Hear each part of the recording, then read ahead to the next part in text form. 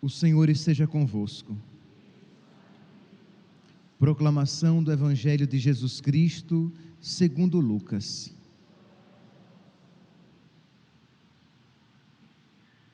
Naquele tempo, Jesus andava por cidades e povoados, pregando e anunciando a boa nova do reino de Deus. Os 12 iam com ele, e também algumas mulheres que haviam sido curadas de maus espíritos e doenças. Maria Madalena, Maria, chamada Madalena, da qual tinham saído 7 demônios, Joana, mulher de Cusa, alto funcionário de Herodes, Susana e várias outras mulheres que ajudavam a Jesus e aos discípulos com os bens que possuíam. Palavra da salvação.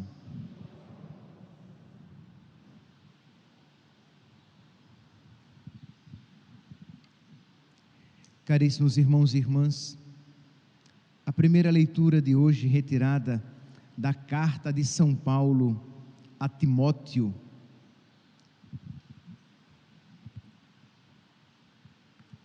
nos apresenta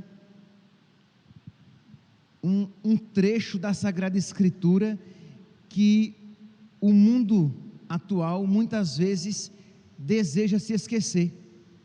Não é agradável aos ouvidos do mundo atual esta passagem em que São Paulo ele condena o desejo desmedido, desmensurado pelas riquezas do mundo. Se nós pararmos e olharmos com atenção, nós veremos que o mundo moderno fez do dinheiro a finalidade da sua vida. Nós educamos os nossos filhos para que eles tenham dinheiro, para que eles tenham um bom emprego, para que tenham dinheiro. Nós fazemos as escolhas da vida para que tenhamos mais dinheiro, sempre pensando em ter o dinheiro, em ter dinheiro cada vez mais. Se você for sincero, você verá que em alguma medida isso está presente no seu coração, e em alguma medida isso está presente nas pessoas que rodeiam você. O simples fato de pensar que você terá menos dinheiro no próximo mês, isso já tira a sua paz, já tira o seu sono. Eu não estou falando, pelo amor de Deus, que nós não necessitemos do dinheiro para viver. Só estou falando que quando o dinheiro é buscado com sofreguidão, com ânsia, o nosso coração perde a paz. E nós vamos colocando o dinheiro no lugar que cabe a Deus. Ele se torna o centro da nossa vida, a realidade ao redor da qual tudo gira. Giram as nossas escolhas, giram os nossos valores, giram os nossos ensinamentos, gira o nosso coração. Na primeira leitura, então, retirada do capítulo 6 da primeira carta de São Paulo, capítulo 6 da primeira carta de São Paulo a Timóteo, São Paulo ele faz essa crítica à comunidade que Timóteo estava à frente, estava sendo invadida por pessoas, por falsos profetas, por falsos pregadores, que estavam fazendo da religião um meio de alcançar dinheiro, de alcançar o lucro.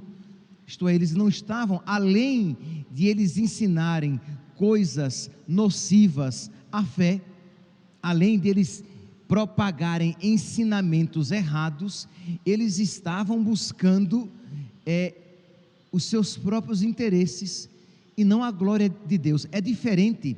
Vocês lembram daquela passagem em que uns diziam que eram de Apolo, outros diziam que era de Paulo, e São Paulo diz: olha, o que importa é que o Evangelho de Cristo seja pregado, seja você de Paulo, de Apolo, porque somos todos de Jesus.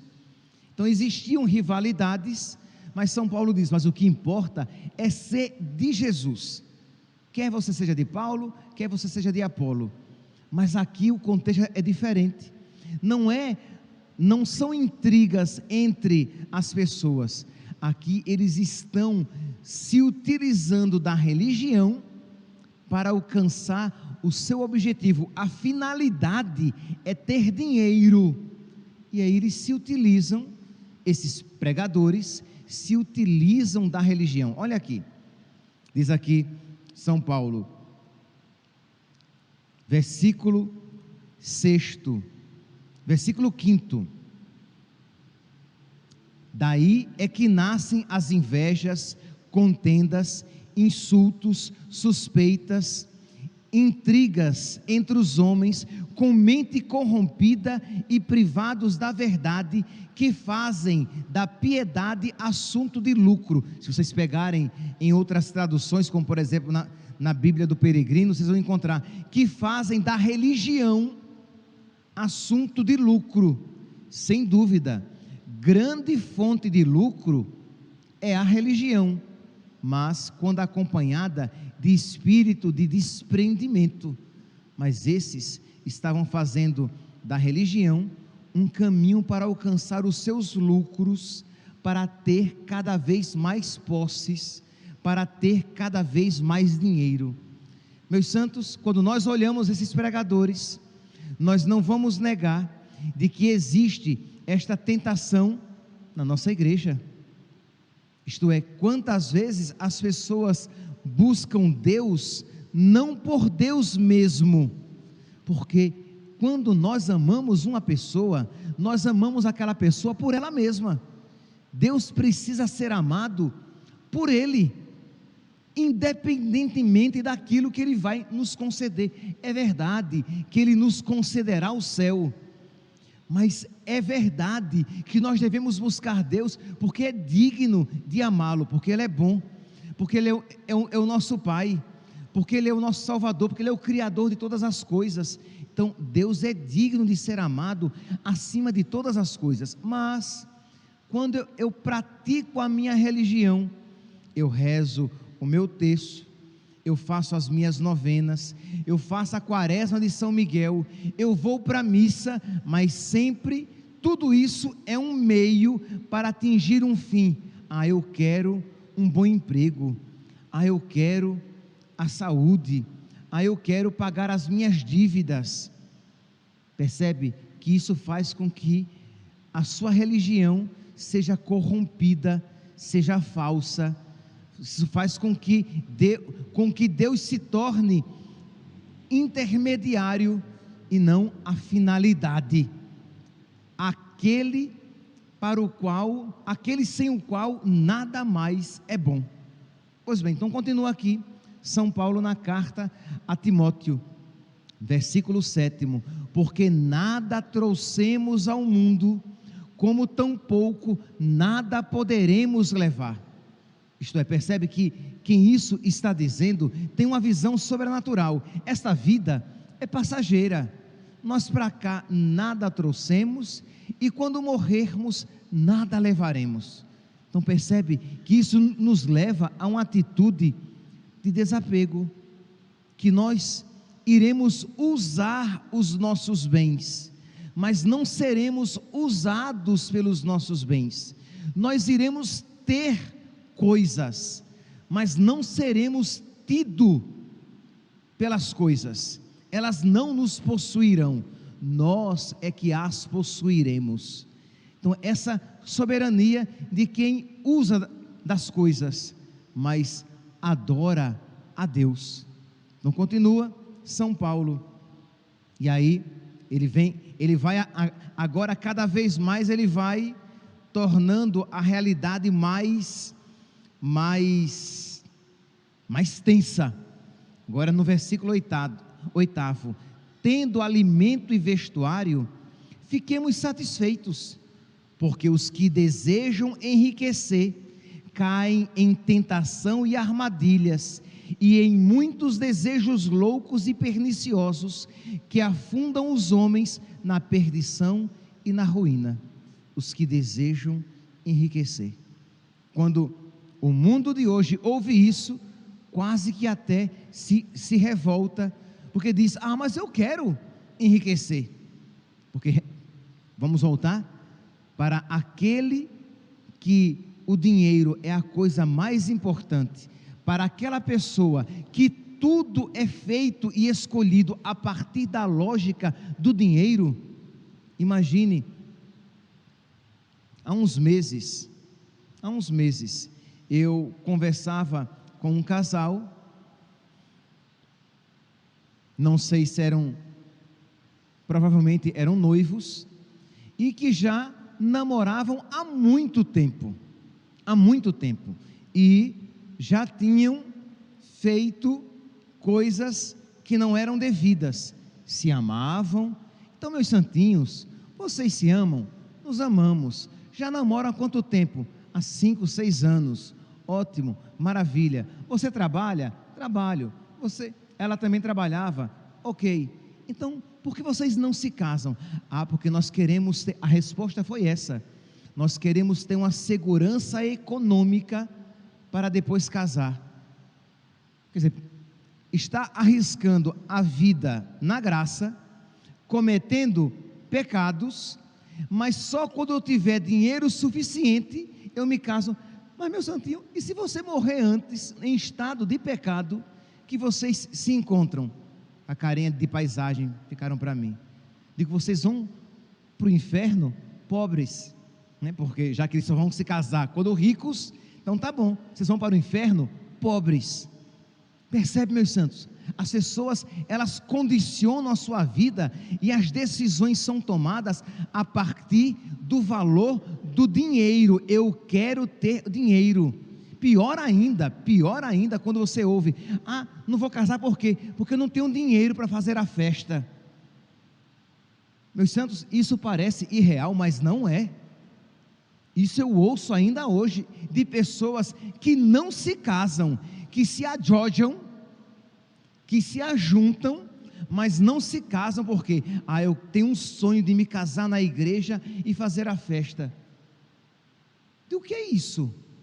Que lógica é essa? Então, quando eu tiver dinheiro, aí eu busco a graça de Deus, eu me caso, eu vou poder me confessar e receber a Eucaristia, mas o mais importante é o dinheiro para eu fazer aquela festa, para eu comprar aquele vestido.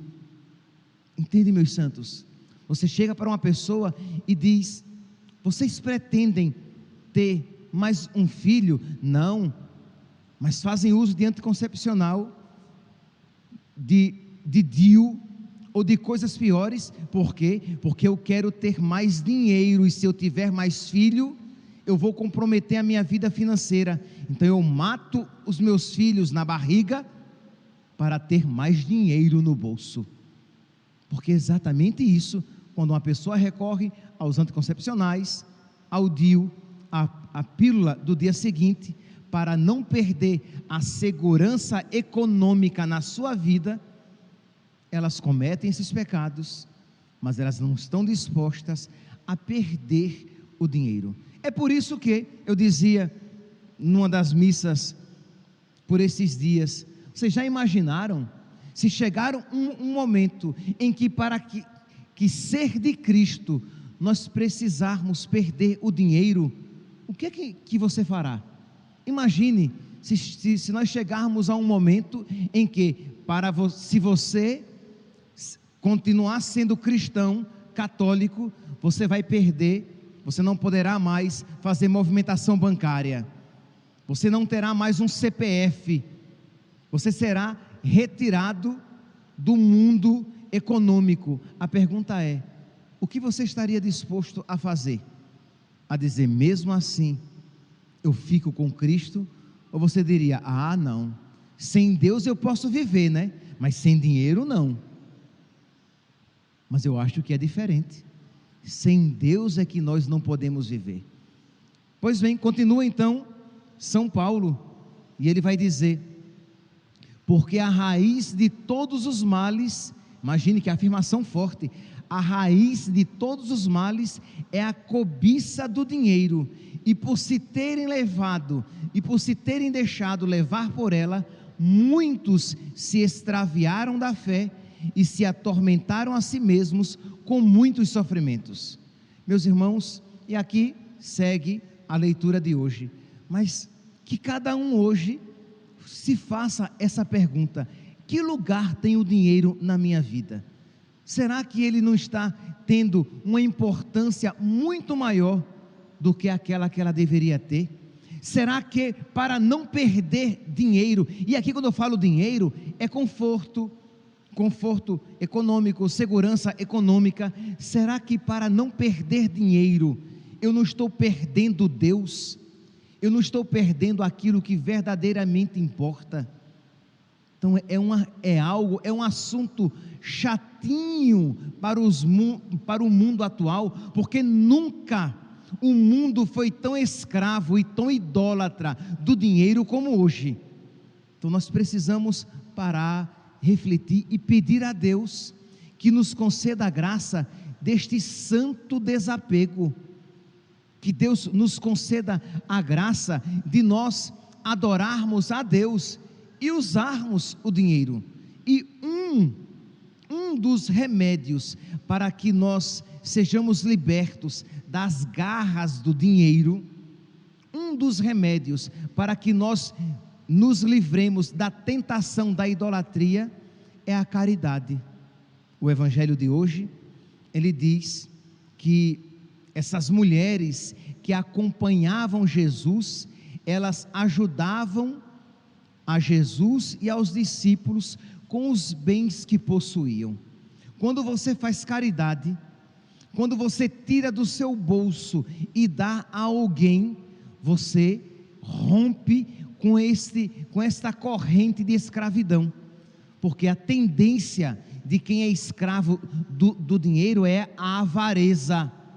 Você quer para você, para os seus interesses, mas quando você dá ao ponto de alguma maneira faltar para você, porque é claro, se depois que eu faço tudo o que eu quero, eu dou do resto, isso daí não livra o coração de ninguém. Continuamos escravos do dinheiro do mesmo jeito, porque dar do resto é fácil, todo mundo faz, alguém faz, a maioria faz, mas dá quando de alguma maneira, nossa, eu queria comprar um sapato novo, eu queria trocar meu celular, eu queria comprar aquele perfume, mas eu vou usar só desodorante, pelo menos desodorante, né, gente?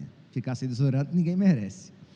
Então eu vou ficar só com desodorante, e o dinheiro do perfume eu vou dar para a caridade, porque aquela família está precisando tanto.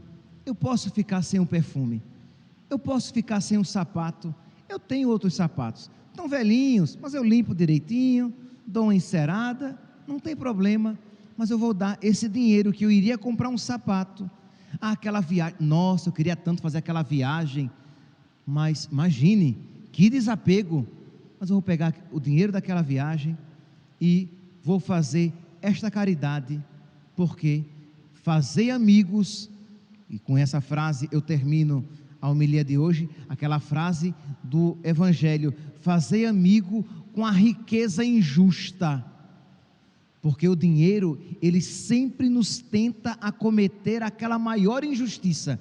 Todo dinheiro para a Sagrada Escritura é injusto. Por quê? Porque ele nos leva, nos tenta a cometer a injustiça de dar a ele, ao dinheiro, aquela glória, atenção, tempo, amor, dedicação devidos a Deus. Que meus santos, que a Virgem Santíssima nos ensine este grande desapego, que os santos, São Francisco, Santo Antônio, São Padre Pio, os santos mendicantes, que de tudo se desapegaram, nos ensinem que a nossa maior riqueza é Deus, e que a busca desequilibrada, exagerada do dinheiro, nos levará irremediavelmente à idolatria do dinheiro, e colocar Deus em segundo, terceiro, quarto lugares na nossa vida. Que esses santos intercedam por nós, para que nós usemos o dinheiro, mas amemos e adoremos a Deus. Louvado seja nosso Senhor Jesus Cristo, para sempre seja louvado.